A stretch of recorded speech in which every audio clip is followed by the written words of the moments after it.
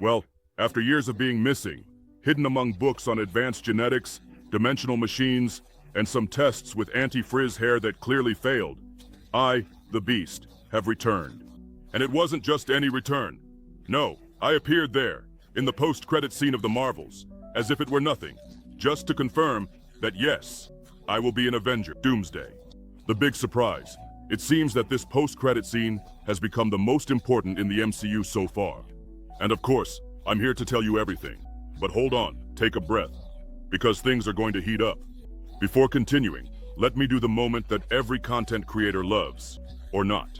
If you don't subscribe and don't leave a like, I'll make you endure a week locked with me in a lab, listening to me recite the 8 to 12 variations of the mutant genome in Latin. I really hate asking for this, truly. But if I don't ask, you won't do it. It's like genetic mutation. It happens, but only with stimulation. Now, about the post-credit scene. Monica Rambeau fell into a parallel universe. And guess what? This universe has X-Men. I mean, almost. Maybe it's the Fox one, maybe not. The Fox chronology is so messed up that even I, with 3 PhDs, can't piece together the correct timeline. But what matters is that there, at that moment, the presence of Binary already gave the hint. This universe is different. Binary, who there is Maria Rambeau, Monica's mother in the comics, was always Carol Danvers. In other words, it already starts off differently. And look, how curious. The MCU had already swapped Carol for Maria before, back in Doctor Strange and the Multiverse of Madness. Coincidence? Only if the screenwriter had too much caffeine. And then comes the heavy part. To understand how Carol became Binary and ended up among the X-Men, we have to remember Rogue, that sweetie. In the comics, she absorbed everything from Carol. Powers, memories, and even the vital essence. Left the poor thing in a coma, without memories and without a soul. This explains a lot about Carol's cold temperament over the years. It's hard to smile when someone literally rips your identity away with a touch. Carol only returned to action much later, as Binary, after a complicated process involving trauma, mutations, and a bit of comic book cliché. And all of this happened while she was with the X-Men. That's why, if Avengers wants to do justice to the original material, they'll have to take this story into account. Otherwise, nothing justifies a non-mutant character being there out of nowhere. The climax? Carol met the vampire again. Imagine coming home and facing the creature that destroyed your life. Carol resolved it with punches. The fight was ugly, and Professor Xavier, always the diplomat, decided to help the vampire. The result? Carol said if she stayed, she would leave. And she left.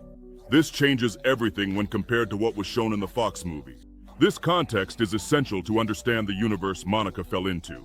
Her interaction with Binary Maria could be the key to connecting the Avengers of Universe 616 with the X-Men of this new place. And who will build this bridge? Myself, of course. Modesty aside, I am the brain behind almost all the X-Men's gadgets. In the comics, I'm the guy who solves time travel, dimensional portals, and at times, existential crises due to lack of Wi-Fi. The movies make this kind of genius difficult, but let's take it easy. In the post-credit scene, I had already detected that Monica was from another reality, and if there's someone who can send her back, it's me. You can bet on it. Another cool curiosity. I was the first X-Men to join, the Avengers. That's right. Long before Wolverine became a trend, I was already part of the team. Classic.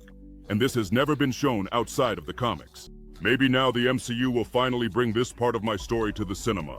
If it depends on me, this bridge between Avengers and mutants will work perfectly. And there's more. Remember Magnum? Wonder Man for those close to him. His friendship with me was one of those that is missed in cinema. We played ping pong together. I held the paddle with my foot.